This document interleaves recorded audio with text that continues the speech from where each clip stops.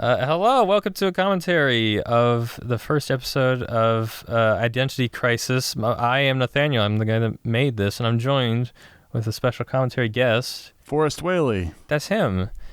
Here helping Nathaniel out with his commentary. I had nothing to do with this video, but I'm a big fan. Yeah. And he asked me to join in. You're a friend more importantly, but yeah, no, I'm honored to have him interested and willing to give some insightful commentary. Well, there's not that many people doing videos like this on the internet, like long form storytelling with like this much production value. Well, thank you. Yeah. In the Batman Lego realm. Yeah. So you're definitely a standout. Well, I think at least unironically. Sure. Yeah. I mean, I just, you don't really see stuff like this. So yeah, I was definitely drawn to it when it first came out. Sure. And it's kind of your first big video, your first big release.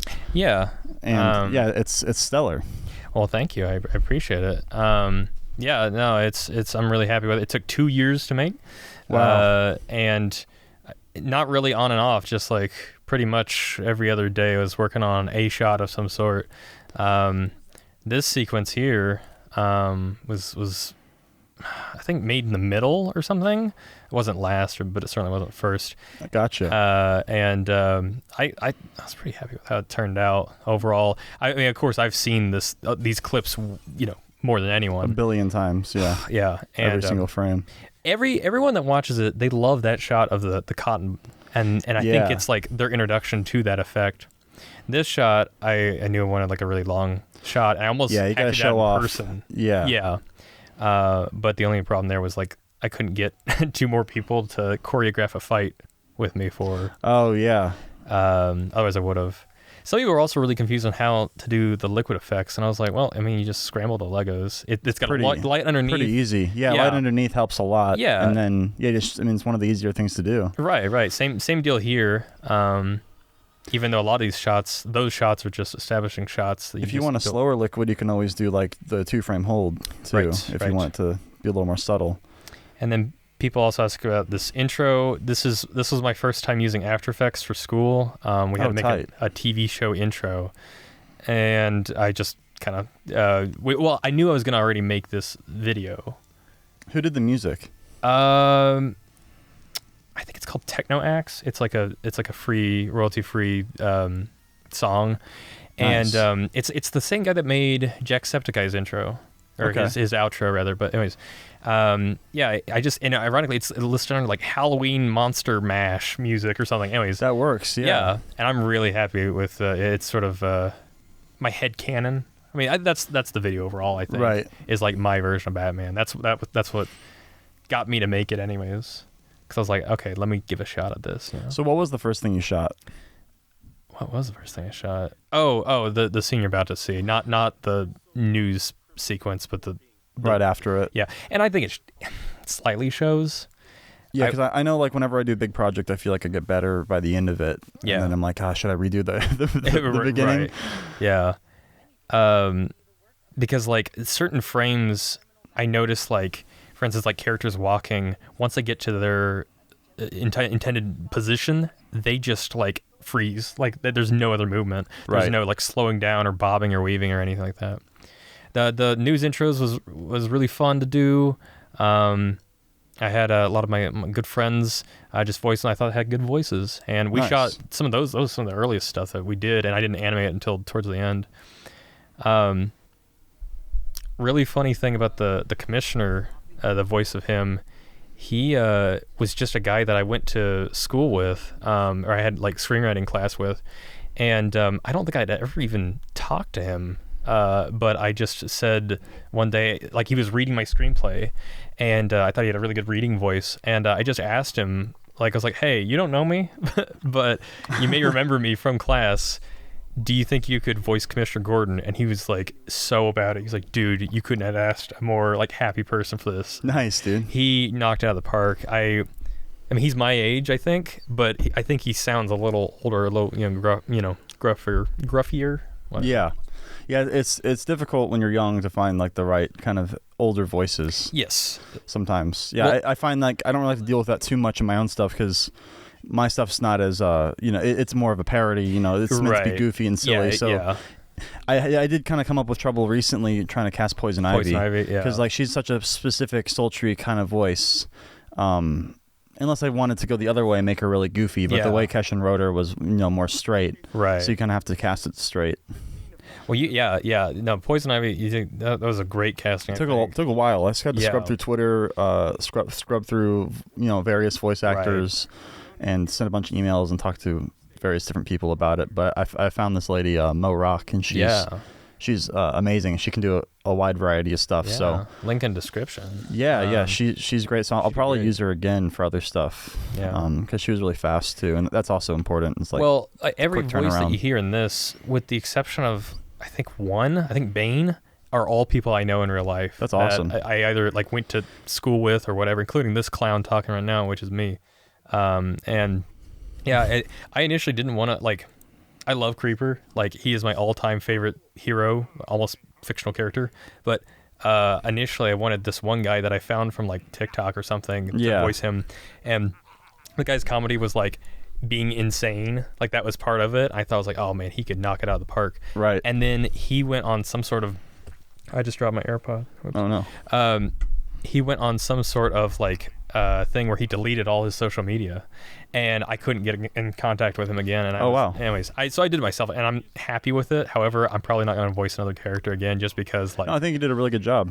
I appreciate it. I think it worked out okay, especially knowing the first version of the voice I was going to do was just my voice. Right. It was just that being lesson being. It's it just didn't sound as good. So I kind of ended up going for a little Markiplier type voice. It's tough because you might find someone who's really good, but then they have a poor quality mic, right? Or they might have a good quality mic, but they might not record it in the best circumstances, and then you can tell the difference. And I used to not really care about stuff like that, but as I get older, it becomes more important to me. Yeah. And I want it. Yeah. So it's better if you can physically get someone over to your spot. You can just. It's exhausting, but I really like doing it. Yeah, I've been kind of just doing more of my own voices recently. I used to kind of cast out cameos and stuff, and I kind of just feel I kind of want to do the South Park thing where it's it's always Matt and Trey. Oh yeah. Well, I love the South Park thing of George Clooney voices a dog in it. He just goes bark, bark, bark, and right. So I a lot of these cases I would ask my friends hey, can you voice one line in this? They'd be okay, and they wouldn't even remember it 2 years later. Right. The millionaire that got robbed there. He's on the phone with his mom or whatever. That was just a buddy I had from school, and he came in just to do that. We recorded it and called it a day. So I like that brick built Batmobile opening. Ah, thank you. That was cool. And you got your own custom Batmobile and everything. Yeah, I like how a lot of your stuff's really custom. You're not really drawing from a lot of sets. Right. You're building a lot of your own environments. And I'd like to think that's building just your own because stuff. That's how I kind of think about things. I don't want to just make it's gonna be just a shilling of the Lego property combined with this. I like to think it's a little bit of my own influence. So you got Killer Frost and Clock King here. Yeah. Initially, it was going to be your own Clock King. Yeah. That's cool. Initially, it was going to be Poison Ivy and Mr. Freeze. I think even in the original draft of the script, there's a time that I said, it says Killer Frost freezes Batman. He does this because it was originally supposed to be Mr. Freeze. And, anyways, there's a few instances like that. I'm really happy with that shot. Nice. I think that one turned out really good. I had to turn the set sideways to get it. Oh, really? Yeah, because I forget how exactly it worked, but I didn't have a long enough set to do that. Yeah, I love how you did the red sky. Yeah. That really helps sell the Batman effect. I've been doing that more often too. Yeah. I think it saves a lot of I don't know. I don't want, it can look fake if done wrong, but if you cast the right amount of light on it, I think it can, because right now there's a red LED light kind of shining over it all, and I think that kind of helps give Yeah, you have to make sure it's evenly lit. Yes. That's important. And there's been a few shots where I was oh, that wasn't as red as I wanted it to, so I went back and touched it up or whatever. Yeah, right. The only thing that bothers me about Killer Frost's performance, and it's not her performance, not her fault, we recorded it right after COVID, and so the actress had a mask over it, and only keen ears you'll be able to hear it kind of does sound like she has a mask on, but I think generally speaking, if you listen to it, you'll be whatever.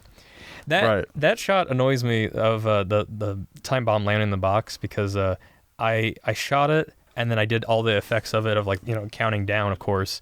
And something happened with Adobe. I lost that entire, like, everything I'd done. I had to redo like a sequence like that, and it ticked me off. Oh yeah. Yeah, I've been trying to do as much in-camera stuff as possible. Yes. So I don't have to spend hours on the computer. Yeah. I used to just spend so much time in After Effects doing every, gunshot or every smoke effect. Right. And it's like, you can do most of that stuff with bricks. Yeah, exactly. In a creative way. And it's more fun that way, Yeah, too. I agree. I completely agree. But like, before you know how to do VFX, like, you're like, oh wow, this is great. I can add this VFX and I can really plus the shot in post. Right. And so you're excited about that. But once you kind of master that, you start to realize like, oh, that's actually actually a better way to do it. Right. Well, and I think it also depends on like what all you just have to recognize what all is physically possible.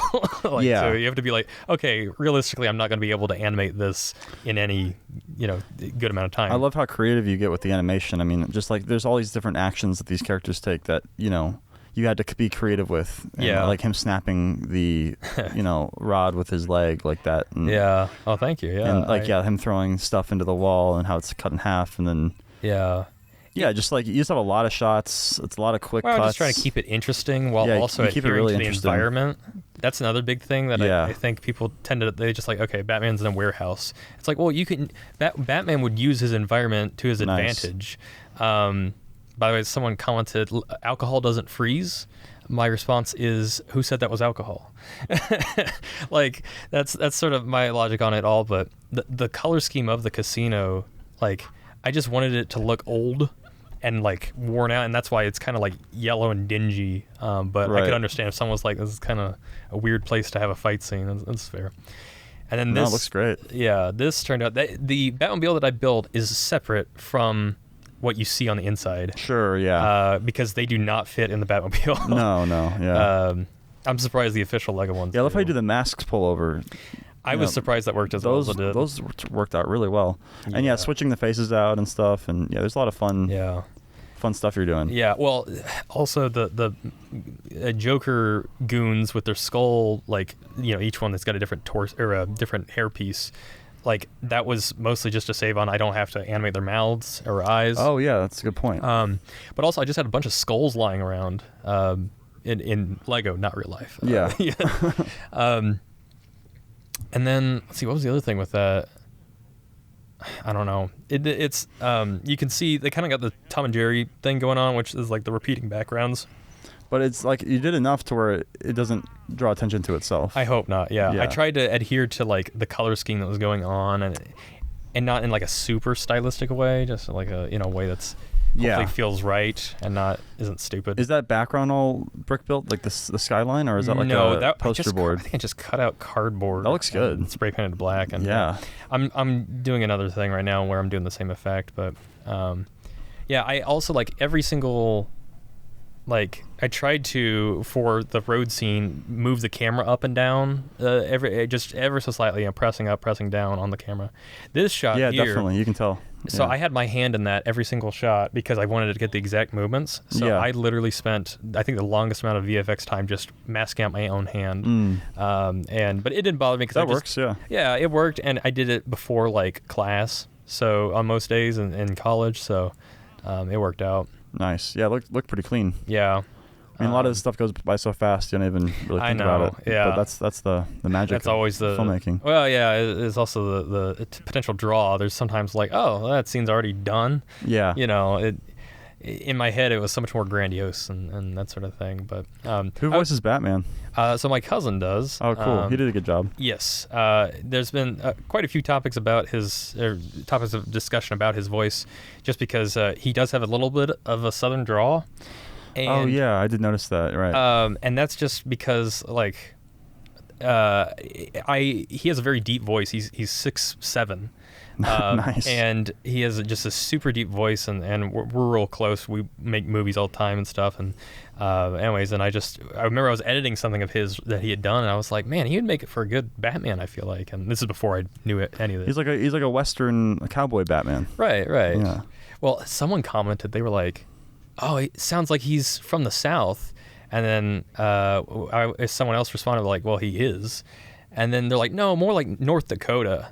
By the same guy that originally, and it was like, no, that's not North Dakota is not south. That's really goofy. But anyways, the cool thing about it's a different take on the character. Yeah, I know. Yeah, the cool thing about Alfred though is he actually is voiced by a real British guy. There was a British guy that went to my school. Oh, perfect. He was a teacher, and I never met him before. And I just emailed him like, "Hi, I heard you're British. Do you think you'd be interested?" Well, I had been recommended him specifically, and he was amazing. He did really great. I think again, it's one of these things of like that's my headcanon now. He did a great job. Yeah.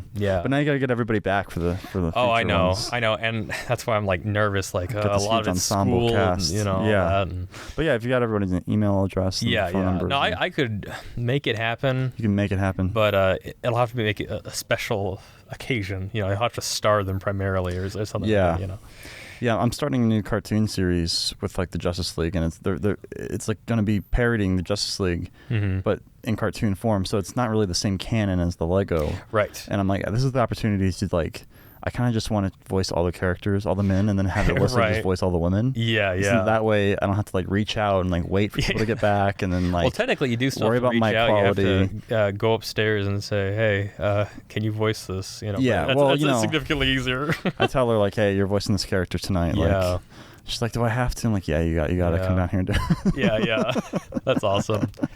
It's like, "Do I have to do it tonight?" I'm like, "Yeah, I got to animate the shot." Yeah. Come on, I'll get you Starbucks. Yeah. That sounds like a good deal.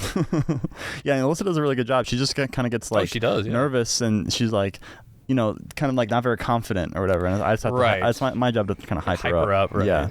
Well, my girlfriend Tabitha voices Harley Quinn in this, and she, I think, does just a great job. She cringes at her own thing. Yeah, most people do. It's a very strong, like Harley Quinn impression, but it's good and accurate, and it's full of life too. Yeah, that's the other thing. Yeah, I'm excited to get that part. I really like this Bane sequence. I think this is my favorite sequence in the film. Oh, nice. Yeah, because I love the idea of like Bane breaking into like Bruce Wayne's mansion. I'm working on a mansion build for a video I'm producing. And it's the first time I've done Bruce Wayne's mansion in my canon before. It's been in the background of shots. Yeah. But like one time, but we've never seen the interior. Right. And I'm going like full, like really gothic, like super, like kind of like how it is in the Batman with Robert Pattinson. Yeah, I got where it's like insanely gothic, and I'm just like pushing like the bat imagery like really hard. That's good. You can put like cool like paintings on the wall. Yeah, exactly. I'm getting a lot of custom stuff printed and stuff. So. Well, with the Bane sequence, there so much was like changed, and originally in the script I was thinking he was going to find his way into the Batcave, or there was even an idea for he throws Bruce Wayne through a window, and where Bruce Wayne passes out is right under a statue of his parents. It's going to be like real like moody and symbolic or whatever. That'd be sick, yeah. And it just boiled down to I was like I just don't feel like it's like thematically correct, because this isn't about Bane. Bane is just like a thing that moves the story. He's a character in it. This is Joker's, Joker and Creeper are the focus, although obviously Batman's in it, And that was the thing. I didn't know if I was going to do more than one episode after this. So I was like, okay, I'm just going to make this first episode sort of like a pilot, and I'm going to throw as many villains in as I can. I think that was like sort of my intention to do. So the guy that voices that millionaire that's yelling, spoiler alert's about to die. He's been a good friend of mine since high school, but this is the second time I did a stop motion in high school, and this is the second time I've had him like be a character that angrily yells and demands that the villain tell him what's going on and then dies after. It's like the thing of like, oh, it's weird that it happened twice. Yeah. And we just came to this realization one day, and anyways, and for anyone asking to see that video, no. Like it was literally just like a joke video amongst friends or whatever, but right. But yeah, Joker was voiced by my cousin's best friend, Jared, and I had never even met him prior to this. I just heard that like, oh, he's got a great Joker. And I was like, okay. Nice. I was kind of hoping, it turned out great, and I'm so happy with it. He's adamantly like wanting to. He's even looked into like getting a Fiverr. And like, if you guys want a Joker. I've thought about doing that, just pick up some extra cash. Like, exactly. Go on some voice acting websites. Yeah. But I'm also like, I don't know, maybe I'm just like another white guy. Like, I don't know, like there's so many of those on those websites. Yeah. Guess what I bring to the table? Right, yeah, exactly. Like, what am I going to bring? But yeah, I really do like voice acting. Oh, yeah. I'd like to do more of it. And to get paid for it would be pretty sweet, too. Oh, yeah. Damn, that guy got cooked. Yeah, I know. This is the first. I wanted to establish that death can happen in the series, and I like that because although like my characters don't really cuss or do anything that like violent, PG-13. Right? It's like I still want there to be consequences, much like there was in the animated series. You know. Also, both characters that just got stabbed with the needle were people I knew in real life, and I literally just met up with them. I was like, literally just scream into this, and they go ah, and then that was it. And it was really funny they get their own credit for being man in pain A, man in pain B. You got to make it a little bit violent too, because otherwise it'll get made for kids. Right, we were talking about that earlier. Yeah, I'm like worried about that for stuff like this, where it's like not overtly a parody or not overtly, cynical or. I've had some animator friends that have unfortunately fallen into that category where it just doesn't, Yeah, I've had a few things happen. I've been able to appeal them. Or I also I'm with an MCN. I'm with Bent Pixels. Yeah. So if something happens, I can talk to them. Yeah. So what I'm hearing is that you have an inside man at YouTube. They have connections with YouTube. So I talk to them and they talk to YouTube. We all know you have Susan Wojcicki's number in your contacts. I used to have more connections to YouTube way back in the day. Yeah. But not so much. These days. Side note, I in my head I had a name for each goon whenever I was like talking to myself, referring to them. I called that one Kurt Cobain. Oh, nice. Yeah. And I'd be like, oh, that's Spike. Oh, that's whatever. And Curly. That's a lot of them were just descriptors of their haircut. That's funny. That's the only way I could keep them track sometimes, because I don't know how many I made, but a lot. But yeah, I'm really happy with. I showed my film teacher at the time like this particular shot, and he just could not stop talking about how happy he was with the lighting, because I wanted it to be he did a really good job dark, on that. so that way, like Creeper understands that it's Batman, but he doesn't physically see Bruce Wayne. That was the idea. Yeah. And yeah, the Bane actor, just this guy I hired from Fiverr. Love the steel wool. Yes. Yeah. And effects. That was your idea. Nathaniel was telling me about how he lit his set on fire. During one of the scenes, there's some cotton mixed in with the steel wool or next to the steel wool. It was next to it, and it just like shot out a spark. And instantly. We're about to the scene. It's not quite yet, but it's coming up. And for a single frame, an extremely keen eye can pretty much see. But yeah, there's a huge fire where there should be just smoke or cotton. And there also is, what you don't see, hopefully, is that I had to swap out base plates because it was burned so bad that my roommates at the time were like, what's going on? What's that smell? All worried. I was like, don't worry. Like someone's burning plastic in here. I just burnt my Legos, no big deal, but no, it worked out really good. Yeah, I'm surprised that you were able to salvage the shot. People were they like that line. And the thing is, which line? He says like, "Hey guys, I'm ready for my sleepover, and you're already out or whatever." And what's really strange is that's wasn't funny. For this entire sequence. I had zero plan whatsoever, and I just wrote. I think in the script characters fight, and because I was like, I'll figure it out. What I want to do specifically. And so I just had people recording. If I didn't have that shot animated yet, I was just record various catchphrases that they might say in the fight.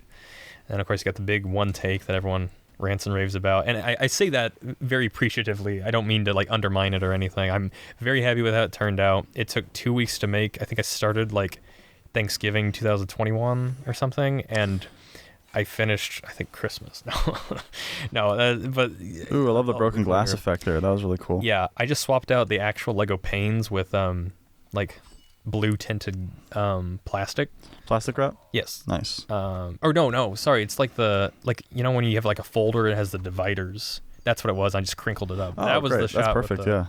With the explosion with the near burning down of your house. Yeah, that would have glad that didn't happen. Yeah, I love all the camera movement you did. Yeah. So were you rotating the set, or were you rotating the camera, or a little bit of both? Mostly. No, I don't. I think the set stood completely in place, but I just kept swapping out the positioning of the camera, and I just it looks like you're doing 360 kind of wrap around. I kept building and reapplying walls over and over, and to my own dismay. But the problem is, I think that shot was the most fun I had in the entire thing. I felt like most like alive and like creatively stimulated. Sure, yeah, I love doing action shots. Yeah. It's the dialogue scenes that are really rough for me. Exactly the same. Yeah. I don't know how you have that one video where like it's just Joker monologuing the entire video. Mm-hmm. I know it's been a while, but I was like, where he tries to make everyone go gay. Yes. Yeah. Yeah. No, I was thinking of the one way back when it was like Joker talking. It's like from Joke. That's one I was talking about, but I know the one you're talking about. Yeah. Oh, that one's really old. Yeah. No one watched that one. Deep cut. That yeah. Really, really bad. Well, the problem is, my thing is just like, I just don't have the patience for it. Like, I feel like there's only so much you can do when the camera's stagnant and there's this and that or whatever. But at least like here, I'm like moving the camera myself, and it makes it a little more appealing to make it feel handheld. Yeah. I love this shot. And the only reason I cut it as quick as I did is because I accidentally bumped the camera like bad enough to where I was like, I can't reset it. Creeper's scarf is on backwards there. Fun little mistake, and it's getting ready to get fixed in the next shot or in the other. Well, he's kind of a wacko guy. Yeah, exactly. Yeah. It's not supposed to be a scarf anyway. It's supposed to be a boa, but Lego doesn't make a red boa, as I figured out. Oh, gotcha. I wish I had swapped out that hair with that hair with a different one, like the J from Lego Ninjago. But if they made it, I could spray paint it green or whatever. Right. And then I also wish I had spray painted like a red boa. That would be, and same with this twist. So this is another topic of hot button topic. The twist of I changed Creeper's origin story, because in the comics he didn't have anything like this. And although I like it in the context of the thing, I kind of regret it just because I realized I don't like changing like the DC mythos that much. I may change a character's design a little bit. Well, he was a reporter, right? Right. And he's still a reporter in yours, right? Yeah, exactly. So it's just that he fell in completely. Chemicals, yeah. And so it still works, but it kind of bothers me that Creeper's like the only character that I've like drastically changed. That just... I think you're allowed to take liberties. Oh, I know. I can't help it, like, that it's going to bother me, And it's like, had I had a better idea of, like, how long it would take to produce one episode and what I would do, like, a 7-minute video, and I would basically condense this down into, not a rushed way, but I'd make it make more sense in 7 minutes. Yeah. But I'm still happy that I was able to make a 30-minute thing, and make it make some sense. It's nice to have on resumes and stuff, and because whenever you say like, it took 2 years, people are like, why would you torture yourself with that? And it's like, no, I enjoy it. Yeah, definitely. I love it. Yeah, this is great. Yeah, this is everything I want to do. Yeah. And I didn't even realize how much I love stop motion until I did this and realized like this is something I feel like could be my calling or whatever. Yeah. I mean, I've been animating since I was in 4th grade, but like to finally take it to like the filmmaking level. Yeah, I think that's a big. Ooh, the lighting's really nice in these shots here. Yeah, I like the lighting all throughout, but like, I think like as it's going on, I think it's even getting better. Yeah. I was really happy with this and ta-ta to Creeper. Bye, Creeper. Yeah, get him later. Yeah, like I say, I realized when writing this that he's my favorite superhero. Because he's just amazing and no one uses him and whatever. But yeah, I've only ever seen him like in that one Batman animated series. That's all he's been in, pretty much. Yeah. Unfortunately. But yeah. So this is a CG shot. Yeah. And it may not be surprising, Nathan. but I showed my dad it, and he was like, "What? You didn't make that?" I was like, "No, this is computer generated effects, father." But specifically, a guy reached out to me after the trailer dropped. I believe his name's Spree Animations, and he said, "Hey, if you need anything CG, let me know." Oh, wow. I commissioned him on Fiverr. Link in description or whatever. Cool. If I presume he's still doing stuff, and he just animated that little thing for me, and I was That's like, perfect. "Sweet." Yeah. So, yeah, you did great. Oh, so okay, this is another thing people have questions about. They're like, okay, so if Joker didn't fall in the chemicals, and Creeper did, what's Joker's deal? And I feel confident in saying this or whatever. I like the Heath Ledger Joker thing of we don't know where he comes from. We don't know his real name. We don't know why he's so crazy or whatever. I think that's the way to do it. He's literally a complete mystery. And because you could see here, the rain has changed his hair brown, and he's starting to lose some of his makeup. It's starting to drip off. Mm-hmm. So the idea is he comes from a who knows what background. But the point is that he's not Jack Napier, for instance. So. Right. Yeah. Anyways. Yeah, it works better that way. Yeah. That was a nice little twist. Yeah. Yeah, I'm happy with it. I made minifigures. Some of these minifigures I bought just to make this. Oh, and even down to I changed the pigment of their skin like from yellow to more appropriate flesh tones. If it's got like that really perfect face, sometimes you got to do that. Yeah, exactly. And I did that for a that's really cute. You really went in on these credits. I always appreciate that. I wanted to make people feel like they deserved it, because they do deserve it. I'm all of these people, I'm like just so happy that they've even like, I mean, they're like Bat Computer, like they came in just to do a line that probably most people won't even remember. Yeah. Like, I appreciate it, and this is the least I could do, I feel. So right. Anyways, it does definitely flood the the credits a little bit, but I think it's fun. And also all of these pictures that you're seeing in the background, I took and goofed around with in Photoshop. Yeah, it looked good. And it's kind of a bittersweet reason for having the pictures. My dad was hospitalized at some point, and we had to go to Nashville. And whenever I was waiting for him in the hospital, I just walked around and took pictures, and I was like, I'll use this for Batman. But he's okay, don't worry, he's totally fine. He just had he had a stroke, so not the note I wanted to end on, I guess. But anyways, he's doing better now, though. Oh yeah, he's way better. He had like knee surgery, and then the day after, like his body didn't feel good about it, whatever. But you're like, Dad, I'm trying to make this movie. Stop. Right. Stop and there's bothering me with your medical issues. Yeah. No, it worked out okay. And then of course we have the teaser for the second episode, which I guess some people didn't even tune into. This is the like 8th time I've dropped my AirPod. Keep that AirPod in. I know. Well, I don't have AirPods. Stick or them in an Apple there. phone. Yeah, they take a bit to get used to. Well, also I think you gotta clench your ears. I was gonna say my ears are just weird, anyways. Get those big fat ears. Yeah. And this worked out really well. I wanted just a real simple scene. Yeah, the question. I love the question. He's great. I just wanted to tease episode 2. He's sick as hell. He is, and I met a really good friend from college. He's one of my best friends now, but at the time I barely knew him or whatever. I was like, hey, you got a real calming voice. Do you care to be in my thing? And he's very quiet and like introverted, and he was like, okay. And he knocked it out of the park. Obviously you'll see him in the second episode too. Yeah. But I think he just hit it, out of the park. And now whenever I read question comics, which I do, I read it with his voice essentially. Nice. So I think that's kind of a testament of how good that sounds. So anyone that's thrown off by Batman's slight southern twang, I'm sorry. Okay, it's a little late for me to change it now, just because I don't want to like mess with the continuity or whatever. Because believe me, there's things I want to change or fix or whatever. But they'll learn to love it. Yeah. Yeah. This is your Batman. This is your take on it. Yeah. He's from the South. Yeah. His family owned slaves, probably. Ignore the outro. That's not. I really, and I'll end on this note. Guillermo del Toro has a really great quote where he says, every man has a version of Batman in their head. It's a lot like Jesus. Because to some people, Jesus is like righteous and angry, and other people he's like peaceful and all-knowing or whatever.